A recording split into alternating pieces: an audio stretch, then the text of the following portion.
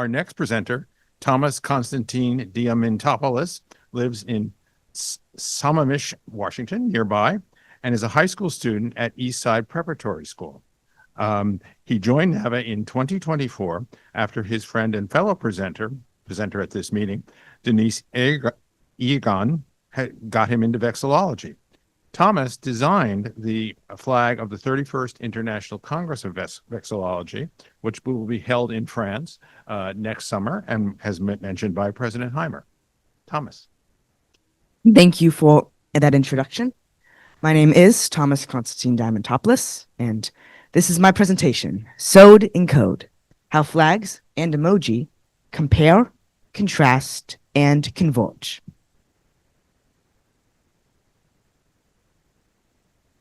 This presentation aims to compare and contrast flags and emoji through analyzing the similarities in creation and use, their intricacies in the mutual application as flag emoji, and the discontinuities and challenges in the implementation of such flag emoji.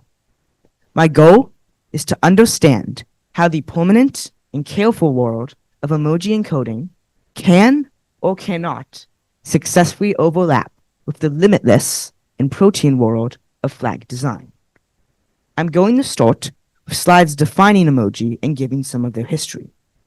Then I will discuss similarities between emoji and flags, their mutual need for distinctiveness, simplicity due to sizing, and symbolism.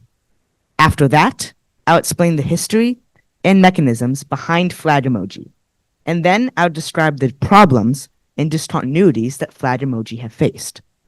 I will end my presentation with an analysis on the compatibility of flags and emoji. First, some background. What are emoji? The Unicode Consortium, the organization that encodes text characters across different devices in their Unicode standard, defines emoji as pictographs, pictorial symbols, that are typically presented in a colorful cartoon form and used inline in text. Emoji first originated in Japan on cell phones, pagers, and portable computers in the late 80s and early 90s. In the past, emoji were encoded in different ways by different tech companies. This meant that you couldn't be sure that sending emoji between devices made by different companies would work successfully. This changed in 2010, when the Unicode Consortium added emoji to their Unicode standard. This standard is comprised of code points, which Unicode uses in their notation, and that technological devices use to easily and reliably encode text characters. They consist of a U followed by letters and numbers.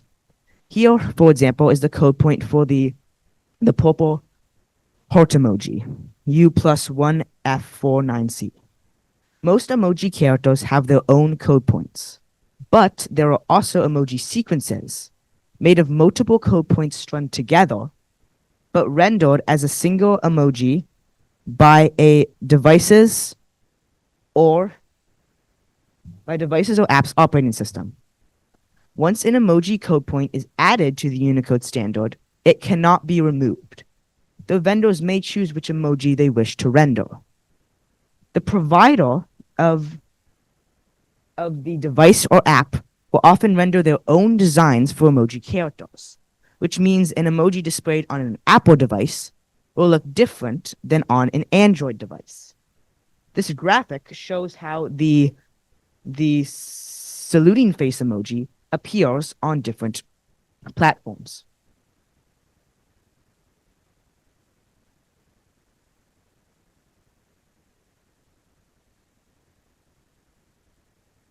Emoji remain relevant in an ever-changing world as they fulfill communicative needs integral to human society. They allow gestures,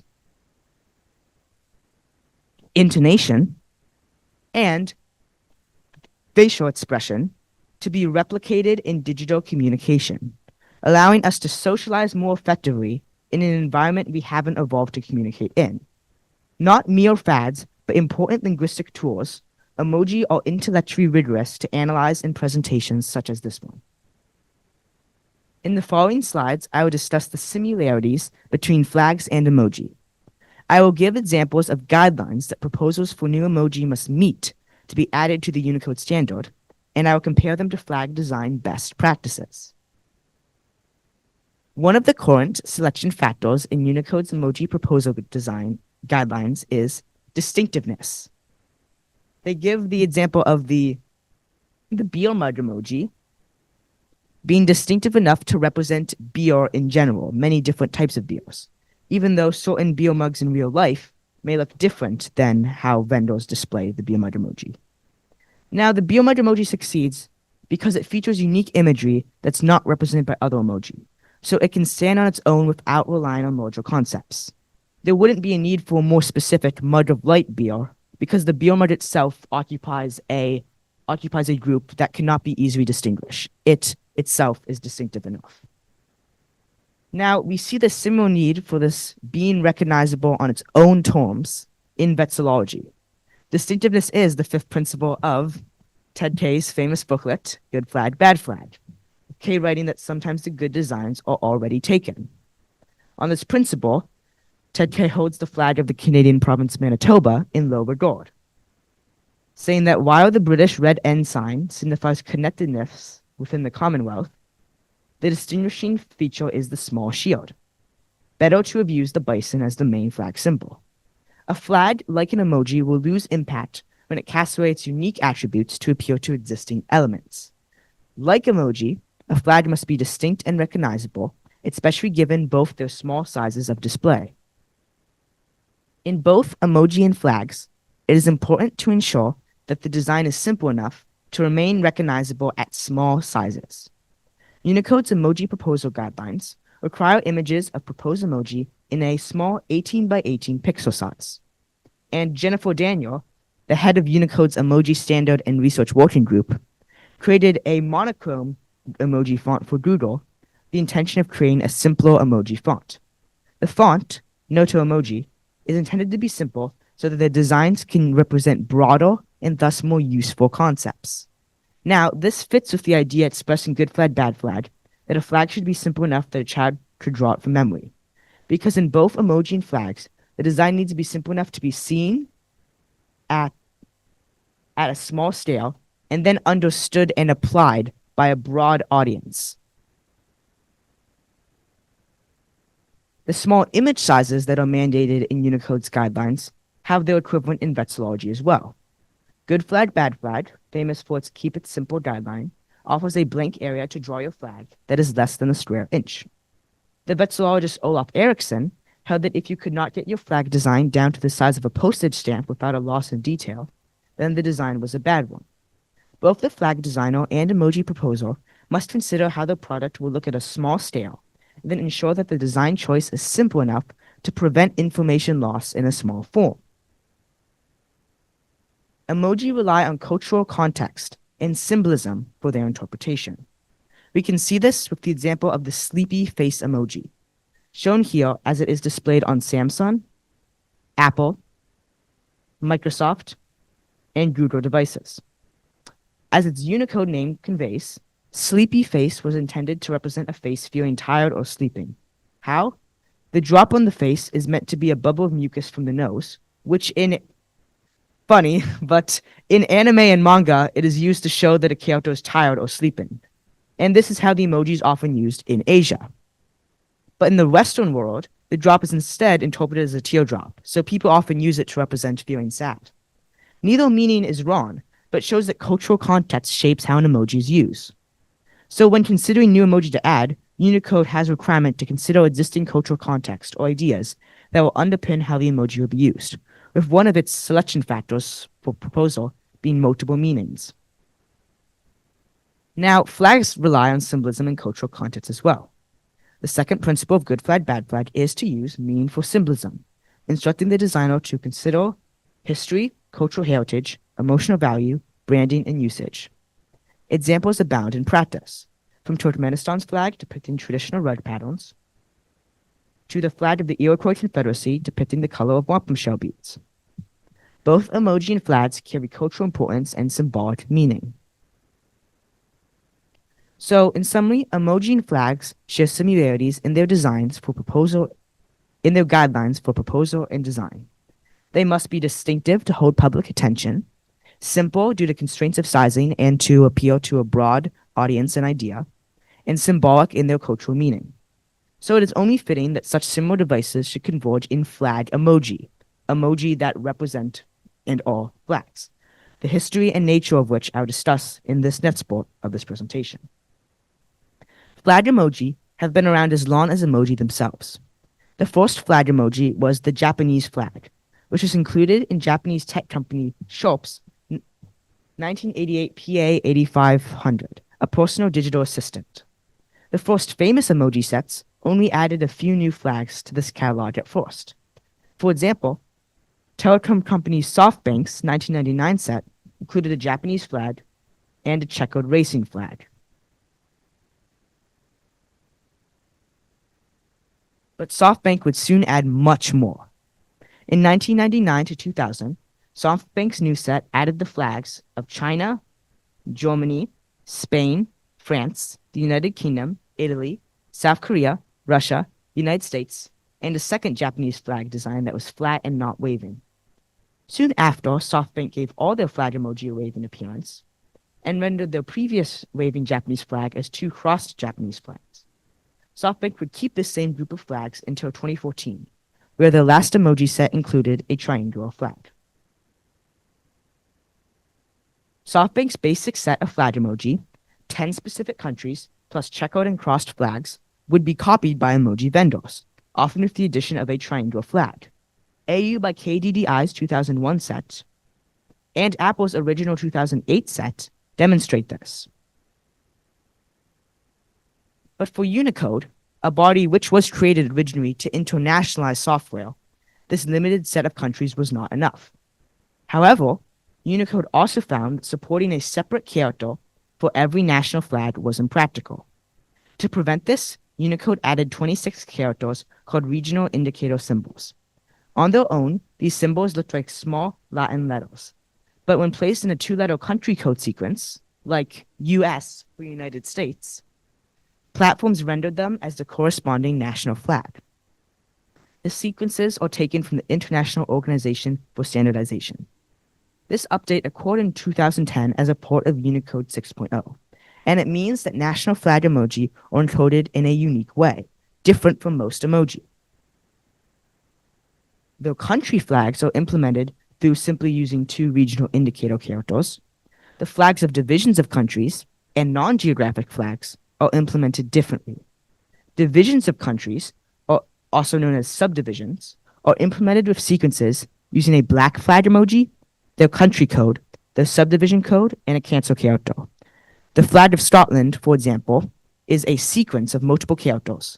The black flag emoji, GB, regional indicator symbols for Great Britain, SCT for Scotland, and a cancel tag to end the sequence. Platforms can use this process to render flags for any province or state of a country that they want, but Unicode currently only recommends this process for England, Scotland, and Wales, because they don't want users to be flooded with flags they won't use, or platforms to have to make exclusionary choices on which flags to include. Non-geographic flags, such as the rainbow flag, are implemented through a different type of sequence called a zero-width joiner sequence. These are sequences of different emoji that include an invisible zero-width joiner character between them, which signifies that platforms can choose to render the sequence as a single emoji character. 3 flag emoji zero-width joiner sequences are recognized by Unicode as valid: the rainbow flag, the pirate flag, and the transgender flag. The rainbow flag emoji is a zero-width joiner sequence of the rainbow and a white flag emoji. As we can see, flag emoji have a rich and complicated history, but that history would face an abrupt change in 2022. This is when the Unicode Consortium announced that they would no longer accept any emoji proposals for flags, although flag sequences with country codes would still be automatically recommended. In the next slides, I will put this decision in context as I examine the challenges that flag emoji have faced. One of these challenges is choosing designs as a font designer for your flag emoji. This can be a hard task when there is not one official flag, which may happen with small territories. Software companies might have to pitch a flag proposal, which may be politically charged, or it may just be based off their own preference. For example, the emoji flag for Réunion, a French territory without an official flag, used to be the design proposed by the Association for the Réunion flag, shown on the left in Apple's emoji font. But now, all platforms render it as a design proposed by the Vexillological Association of Réunion, shown on the right in Apple's emoji font. Now, if you're the user, this change occurred without any explanation. And the only explanation when you think about it is a small group of designers preferred the second flag or wished to conform to other designs. But things can get even harder when the territory has no official flag or emblem at all. Like in the case of the United States Minor Outlying Islands, a statistical group of U.S. territories whose flag is rendered as the U.S.'s on most platforms, to the confusion of some Reddit users. Another consideration for designers is what to do with the variety of ratios and proportions that national flags exhibit. There is no standard rule for sizing and proportion that applies to flags, which makes it difficult to design a uniform emoji flag set. If the designer wants a uniform set, then many flags have to be resized. But outliers, like the square flags of Switzerland and Vatican City, not to mention the flag of Nepal, prove challenging. The result is that national flags have been rendered in different ways throughout emoji flag history, with vendors choosing interesting ratios that may make a vexillologist blush. This is how Apple used to render the flags of Switzerland, Nepal, and the Vatican. But things get even harder with flag redesigns, which means that designers have to decide between keeping an up-to-date keyboard without non-representative flags or disrupting the user with rapid, confusing changes in their keyboard. This gets even more politically charged when the redesign happens with regime change. There are two interesting cases with redesign the flags of countries, Afghanistan and Syria. While Syria's flag has been changed on some platforms to reflect the recent regime change in late 2024, Afghanistan's flag remains the same on all platforms as it was even as the Taliban took over and changed their flag to black calligraphy on a white background in 2021. This begs the question, who decided to change the flag emoji to reflect one new regime, Syria, but not another, Afghanistan? Emoji vendors, through their designing a flag emoji, are effectively recognizing countries in ways that will be adopted and promulgated by flag emoji users. But there is no obvious democratic process for these adoptions. Instead, tech companies just decide when to change a nation's flag emoji based off perhaps the general vibe and what others are doing. Such inconsistencies in recognizing and implementing flag emoji redesign are yet another problem in the world of flag emoji. And even if a flag is quite popular, Unicode faces hurdles in trying to add certain flag emoji. Unicode has no support or mechanism to encode flags for regions without country or subdivision codes, which meant that the flags of the Aboriginal Australians, Torres Strait Islanders, and Sami people were all rejected even with high demand for inclusion.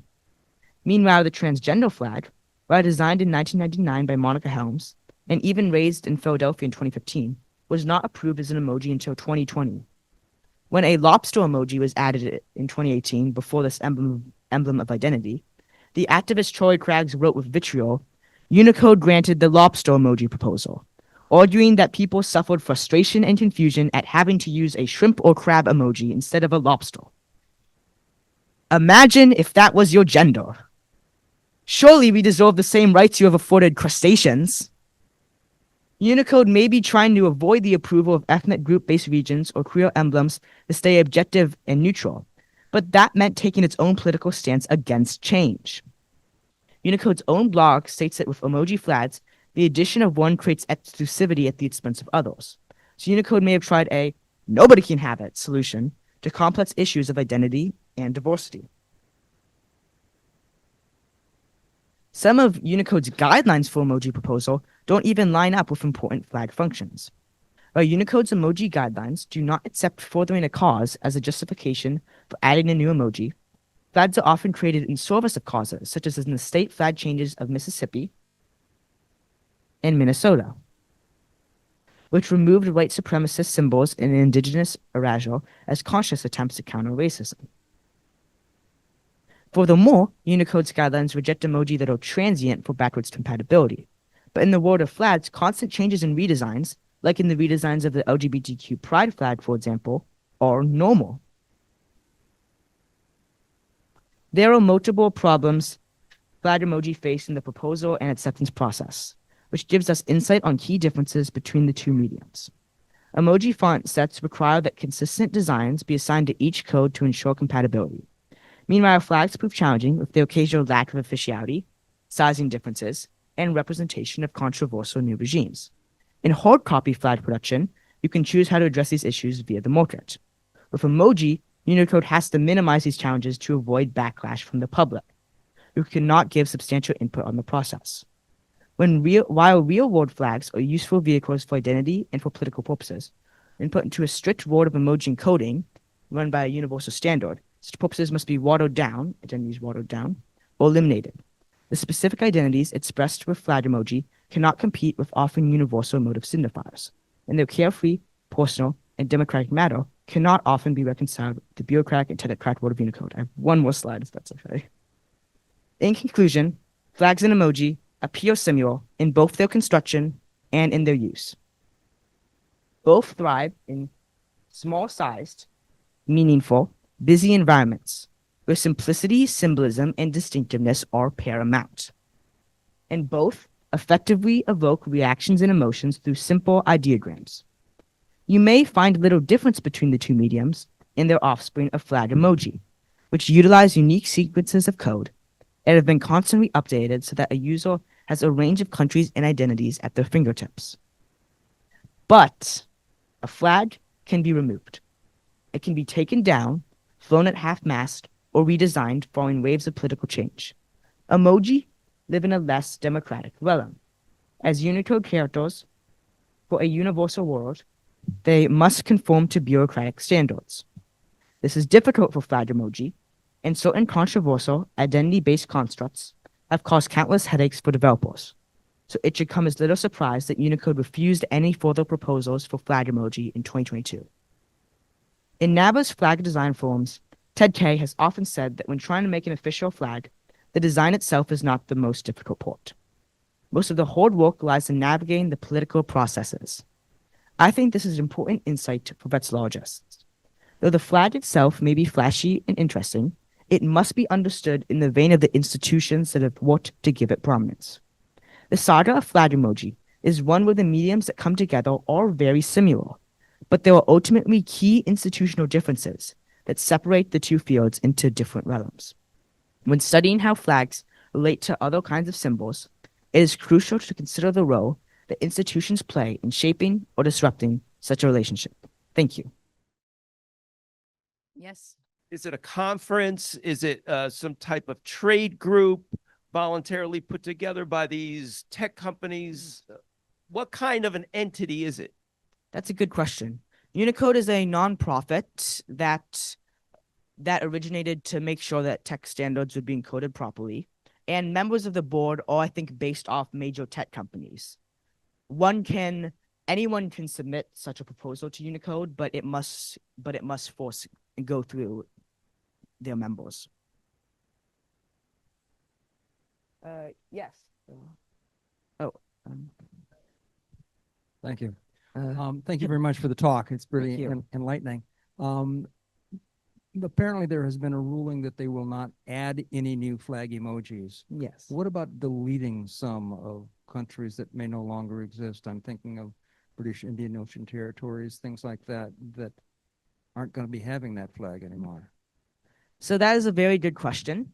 I know that normal emoji cannot be deleted, but since flag emoji are sequences, vendors could choose to stop rendering the flag of the British Indian Ocean Territory. And I think Unicode could possibly recommend such a thing to not happen. So I think that is what would occur. And then for you.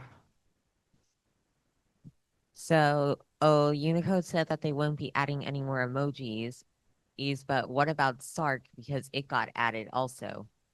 Yes, thank you very much.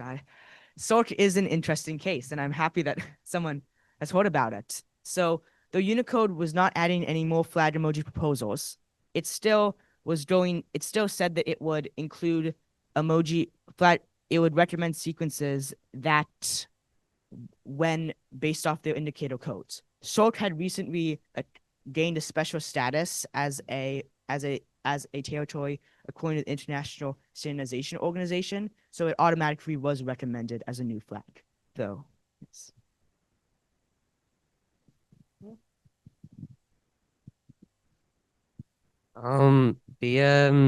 Why is the treatment, Unicode's treatment of unrecognized countries kind of inconsistent? Because it has Kosovo, Taiwan, and Western Sahara as separate emojis, but it doesn't include like Abkhazia or South Ossetia or countries like that.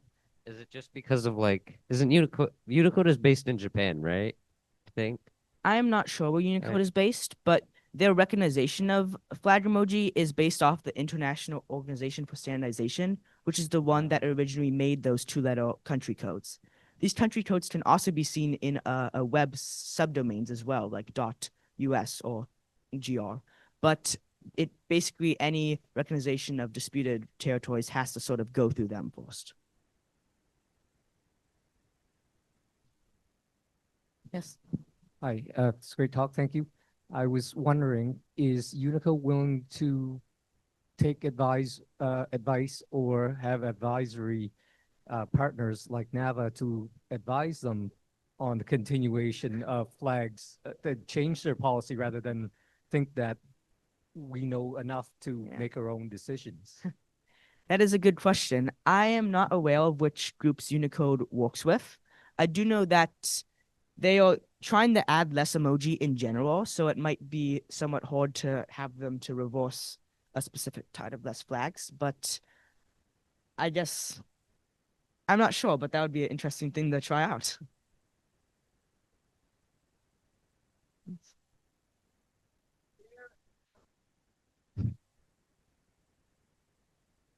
That that might be enjoyable. I confess I am not as well as educated on Unicode's technical and coding operations, so I would likely not be the best choice for such a committee, but that might be interesting.